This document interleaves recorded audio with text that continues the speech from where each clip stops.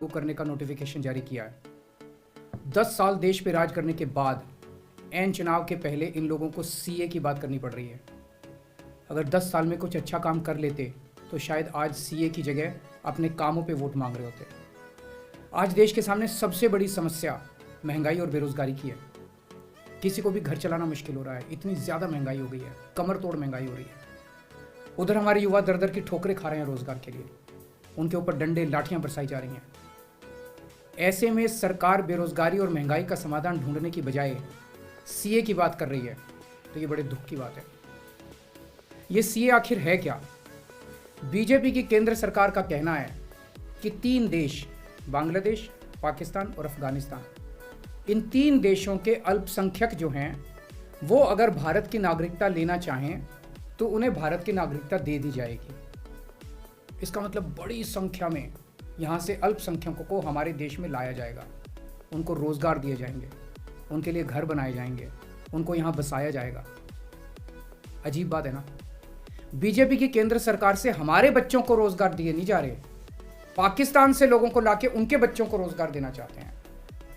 हमारे लोगों के पास तो घर नहीं है, भारत के तो ढेरों लोग बेघर हैं, लेकिन बीजेपी वाले पाकिस्तान से लोगों को लाके उन्हें भारत में बसाना चाहते हैं, उनको घर देना चाहते हैं।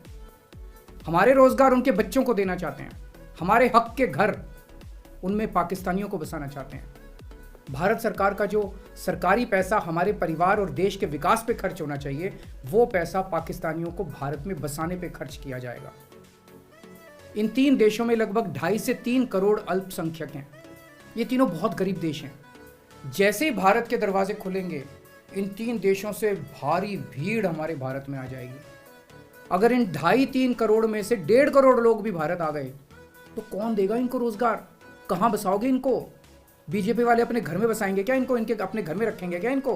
बीजेपी वाले देंगे क्या इनको रोजगार? कौन देगा इनको रोजगार? तो प्रश्न उठता है कि बीजेपी ऐसा क्यों कर रही है।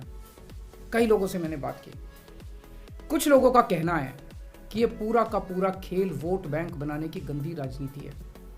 इन तीनों देशों से 1.5-2 करोड़ लोगों को अगर भारत ले आया गया और उनको चुन चुन के इस तरह से देश के अलग अलग भागों में बसाया गया, जिससे जहां जहां बीजेपी के वोट कम हैं वहां झुग्गियां डाल के अगर इन लोगों को वहां बसाया गया तो वहां बीजेपी का एक पक्का वोट बैंक तैयार हो जाएगा, बीजेपी के वोट बढ़ जाएंगे। और आने वाले इस चुनाव में तो नहीं, आने वाले भविष्य के चुनाव में बीजेपी को इससे बहुत बड़ा चुनावी फायदा मिल सकता है, ऐसा कुछ लोगों का कहना है। मुझे नहीं पता ये सच है कि गलत, लेकिन सबसे बड़ा प्रश्न है कि बीजेपी ये क्यों कर रही है। एक तरफ बीजेपी की हरियाणा सरकार हरियाणा के बच्चों को रोजगार देने में असमर्थ है। रोजगार के लिए हरियाणा सरकार अपने बच्चों को इजराइल भेज रही है। इजराइल में हम सब जानते हैं कि युद्ध चल रहा है, हमारे बच्चों को युद्ध में धकेला जा रहा है।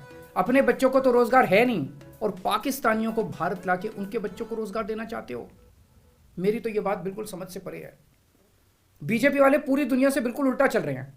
पूरी दुनिया में कोई भी देश अपने पड़ोसी देशों के गरीबों को अपने घर नहीं लाना चाहता। पड़ोसी देशों के लोगों को अपने देश में आने से रोकने के लिए पूरी दुनिया में हर देश तरह तरह के कानून बनाता है, बॉर्डर पे दीवारें लगाता है, बॉर्डर पे बिजली की तारें लगाई जाती हैं ताकि पड़ोसी देश का कोई भी व्यक्ति हमारे देश के अंदर ना आ सके। बीजेपी शायद अकेली पार्टी है पूरी दुनिया की जो पड़ोसी देश के गरीब लोगों को अपने देश में घुसाने के लिए दरवाजे खोल रही है, बिल्कुल उल्टा कर रही है। एक और बात है सोचने की, पिछले 10 सालों में 11 लाख से ज्यादा भारत के बड़े बड़े अमीर उद्योगपति और व्यापारी भारत छोड़ के चले गए। ये लोग भारत में फैक्ट्री चलाया करते थे, इंडस्ट्री चलाया करते थे, बड़े बड़े व्यापार किया करते थे, लाखों लोगों को नौकरी देते थे, रोजगार देते थे। ये बीजेपी की गलत नीतियों और उनके अत्याचार से तंग आके भारत छोड़ के चले गए। अगर बीजेपी को लाना ही है तो इन लोगों को वापस भारत लेके आओ ना, जो भारत छोड़ के चले गए। ये भारत आएंगे, इनके पास पैसा है, भारत में इन्वेस्ट करेंगे, नई नई फैक्ट्रियां खोलेंगे, नए नए व्यापार खोलेंगे, अपने बच्चों को रोजगार मिलेगा। ये क्या बदतमीजी है कि बांग्लादेश के, पाकिस्तान के और अफगानिस्तान के लोगों को हमारे देश में लाके बसाएंगे और उनको हमारे बच्चों के हक के रोजगार उनको देंगे। ये लोग कह रहे हैं कि 2014 के पहले आए हुए घुसपैठियों को इन नागरिकता दी जाएगी। ऐसा नहीं है, ये तो शुरुआत है। एक बार ये सिलसिला चालू हो गया, एक बार दरवाजे खुल गए तो फिर बहुत बड़ी संख्या में पाकिस्तानी और बांग्लादेश से लोग भारत में आने लगेंगे। आज बीजेपी कह रही है 2014 के पहले आए हुए लोगों को ही नागरिकता दी जाएगी। देख लेना, अगले चुनाव में ये बीजेपी वाले इस तारीख को बढ़ा के 2024 कर देंगे कि 2024 के आए हुए पहले वाले लोगों को दी जाएगी, और फिर इसे और आगे बढ़ा देंगे।